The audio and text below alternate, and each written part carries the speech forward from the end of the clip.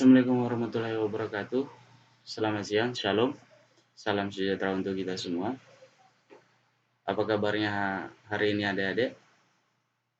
Saya harap kita selalu dalam lindungan Yang Maha Kuasa dan selalu dijauhkan dari segala bentuk godaan-godaan syaitan. Semoga kita selalu diberikan kesehatan, dijauhkan dari pandemi virus COVID-19 yang sedang kita hadapi bersama. Sebagai insan yang beriman, patutlah kita panjatkan puji syukur atas kehadirat Tuhan Yang Maha Esa, sehingga pada kesempatan ini kita masih bisa melaksanakan kegiatan belajar walaupun dalam keadaan seperti ini, yang dimana kita belajar melalui online, tapi itu semua tidak mengurangi rasa ingin tahunya kita, rasa penasarannya kita tentang bagaimana suatu proses yang akan nantinya proses itu akan memuaskan apa yang telah kita capai. Oke, jadi baik teman-teman, adik-adik sekalian, hari ini kita akan mempelajari terkait dengan prosedur, langkah-langkah dan teknik evaluasi pembelajaran. Yang pertama, konsep prosedur pengembangan evaluasi pembelajaran. Prosedur merupakan serangkaian aksi yang spesifik atau tindakan atau operasi yang harus dijalankan atau dieksekusi dengan cara yang sama agar selalu memperoleh hasil yang sama dari keadaan yang sama. Oke, di mana prosedur itu sendiri merupakan serangkaian aksi yang spesifik. Nah, kita ketahui bahwasannya prosedur adalah serangkaian aksi yang spesifik atau tindakan atau operasi yang harus dijalankan dalam suatu pembelajaran. Evaluasi pembelajaran penting yang dinamakan prosedur. Nah, prosedur itu adalah untuk mengatur bagaimana kita menjalankan suatu kegiatan pembelajaran. Nah, di mana prosedur juga dapat diartikan suatu tata cara kerja atau kegiatan untuk menyelesaikan pekerjaan dengan tujuan tertentu dan memiliki pola kerja yang sistematis. Ya, di mana dalam melaksanakan kegiatan pembelajaran penting yang namanya juga prosedur agar kita ketahui pola atau kerja yang sistematis yang mau kita jalankan, yang mau kita laksanakan dalam suatu pembelajaran itu sendiri. Oke, selanjutnya teori pengembangan evaluasi pembelajaran. Banyak teori berkaitan dengan prosedur kegiatan evaluasi. Salah satunya prosedur evaluasi yang dikembangkan oleh Zainal Arifin, bahwa prosedur yang harus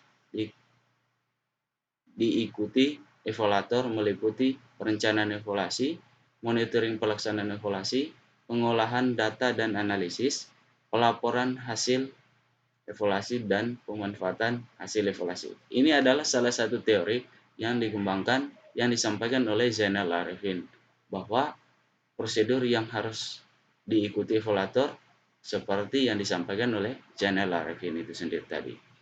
Untuk itu, seorang evaluator dalam melakukan kegiatan evaluasinya harus mengikuti prosedur-prosedur yang digariskan.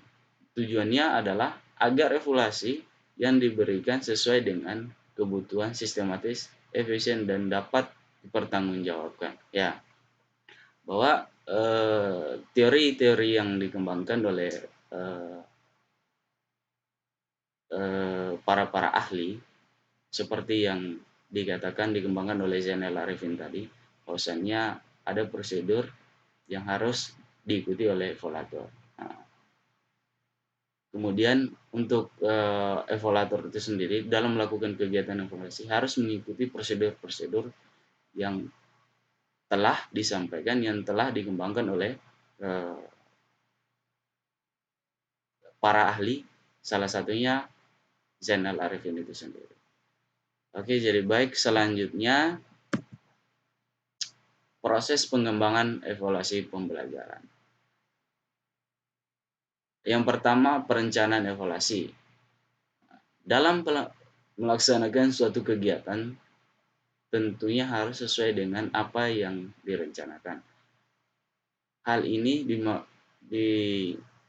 dimaksudkan agar hasil yang diperoleh dapat lebih maksimal. Langkah pertama yang perlu dilakukan dalam kegiatan evaluasi adalah membuat perencanaan. Perencanaan ini penting karena akan memengaruhi langkah-langkah selanjutnya, bahkan memengaruhi keefektifan prosedur evaluasi secara menyeluruh. Ya, perencanaan evaluasi sangatlah penting, di mana sebelum kita melaksanakan, memulai sesuatu, harus ada yang namanya perencanaan. Apapun bentuk kegiatan kita, apapun bentuk aktivitas kita dalam kehidupan sehari-hari, contohnya, yang pertama yang kita lakukan adalah perencanaan. Nah, perencanaan itu sangatlah penting dalam suatu kehidupan. Begitu juga dalam pengembangan evaluasi pembelajaran itu sendiri. Perencanaan sangatlah penting, yang dimana melalui perencanaan kita ketahui apa-apa saja kegiatan yang mau kita laksanakan, apa-apa saja pengembangan evaluasi pembelajaran itu sendiri yang mau kita laksanakan, yang mau kita bagikan, yang mau kita sharekan kepada teman-teman terkait dengan pengembangan pembelajaran, evaluasi pembelajaran itu sendiri. Nah, itu sangatlah penting yang dinamakan perencanaan. Itu adalah langkah awal, langkah pertama yang harus dilakukan dalam suatu evaluasi pembelajaran adalah perencanaan. Kemudian pelaksanaan evaluasi. Pelaksanaan evaluasi artinya bagaimana cara melaksanakan suatu evaluasi sesuai dengan perencanaan evaluasi. Oke, setelah kita melaksanakan perencanaan, kita sudah ketahui bahwa yang harus kita laksanakan adalah misalnya saya mau memberikan tugas kepada mahasiswa, itu adalah pelaksanaan dari perencanaan yang kita rencanakan sebelumnya. Itu yang dimaksud dalam pelaksanaan evaluasi. Ada tindakan yang kita lakukan setelah kita melaksanakan perencanaan. Nah, itu adalah pelaksanaan. Kemudian monitoring pelaksanaan evaluasi. Langkah ini dilakukan untuk melihat apakah pelaksanaan evaluasi pembelajaran telah sesuai dengan perencanaan evaluasi yang telah ditetapkan atau belum. Tujuannya adalah untuk mencegah hal-hal yang negatif dan meningkatkan efisien pelaksanaan evaluasi. Monitoring mempunyai dua fungsi pokok. Pertama, untuk melihat evaluasi pelaksanaan dengan perencanaan evaluasi. Kedua, untuk melihat hal-hal yang terjadi selama pelaksanaan evaluasi. Nah, itu adalah fungsi utama dari monitoring. Agar kita ketahui, yang pertama tadi, pelaksanaan evaluasi dengan perencanaan evaluasi. Kedua, hal-hal yang terjadi selama pelaksanaan evaluasi itu sendiri. Bagaimana kita memonitoring, bagaimana kita melihat bahwasannya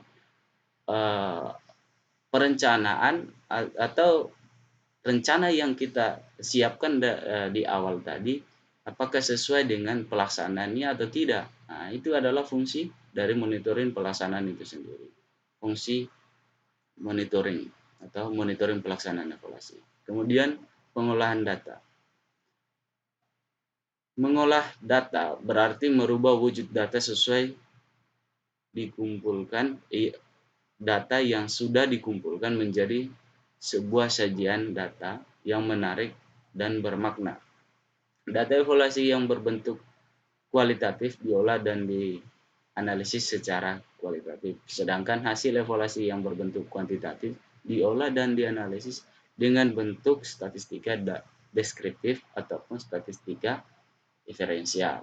Nah, tahap selanjutnya di mana setelah kita melakukan perencanaan, kemudian pelaksanaan, kemudian monitoring pelaksanaan evaluasi, kita ketahui apa yang kita sudah rencanakan, apakah sesuai dengan pelaksanaannya, kemudian pengolahan data. Nah, dalam pengolahan data ini ada dua bentuk yang kita pahami. Yang pertama adalah data evaluasi yang berbentuk kualitatif. Kita olah secara kualitatif, yang dimana kita ketahui bahwa data kualitatif itu sendiri dalam bentuk kita menguji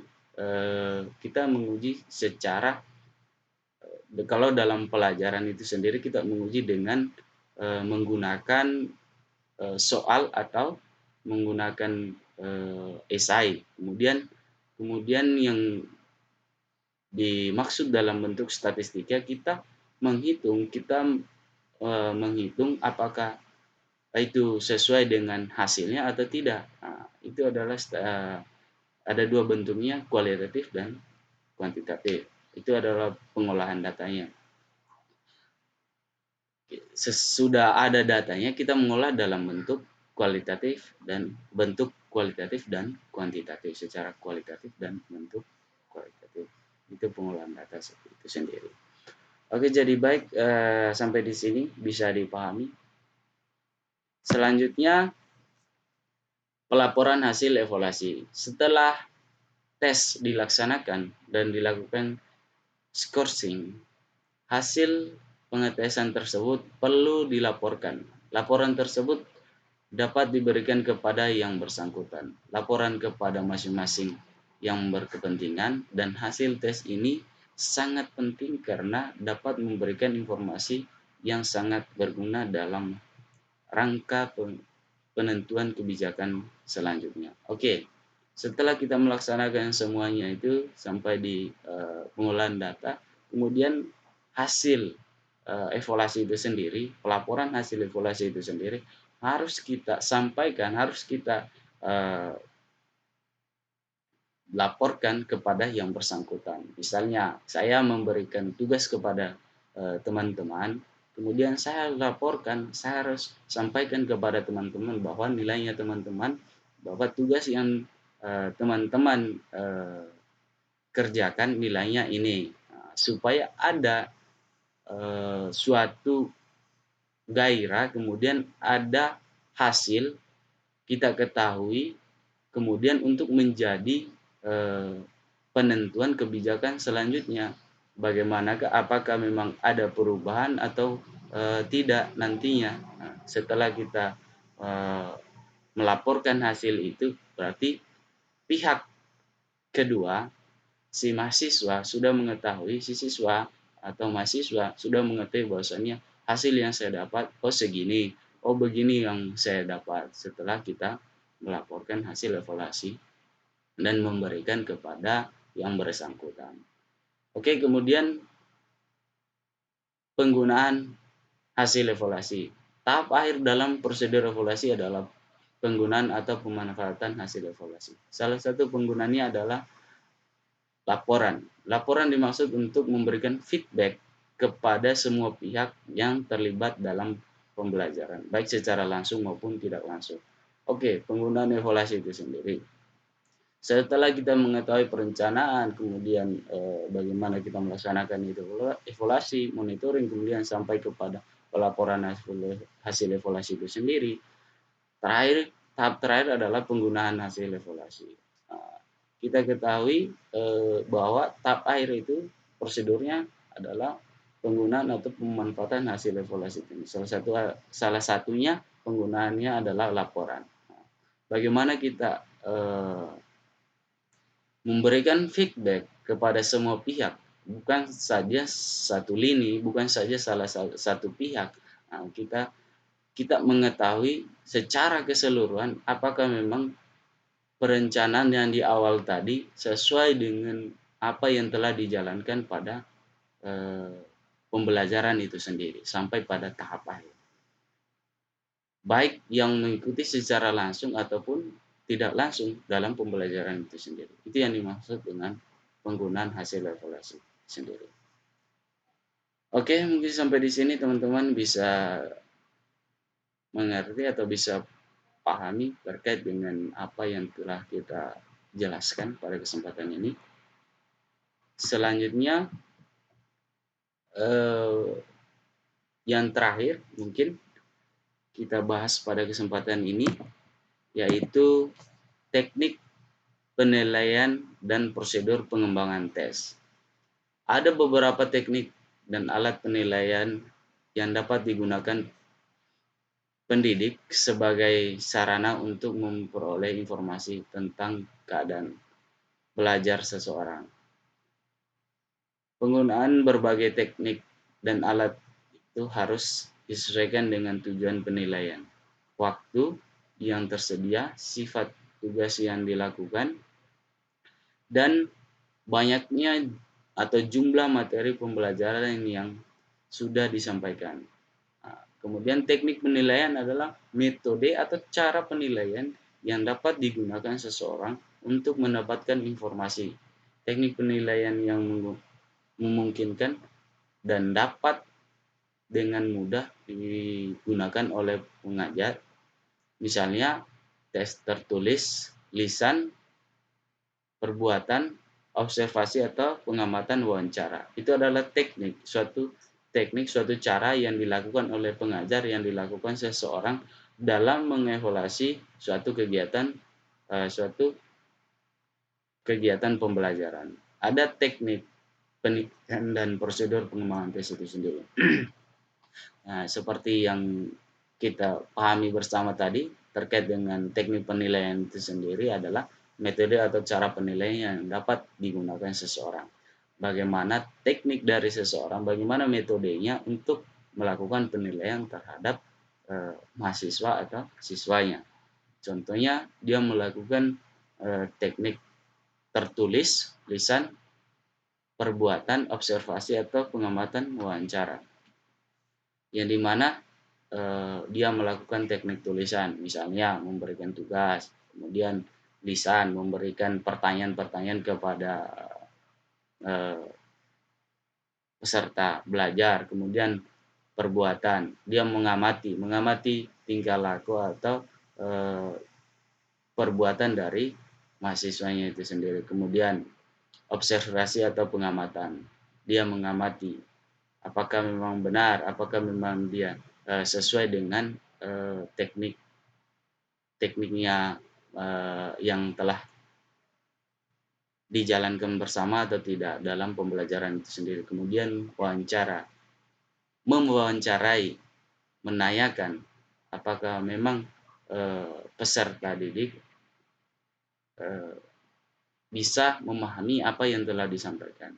Itu adalah teknik penilaian dan prosedur pengembangan tes. Oke, mungkin cukup sekian pertemuan kita pada kesempatan ini. Saya harap materi pada kesempatan ini teman-teman bisa pelajari, bisa baca kembali di PowerPoint-nya.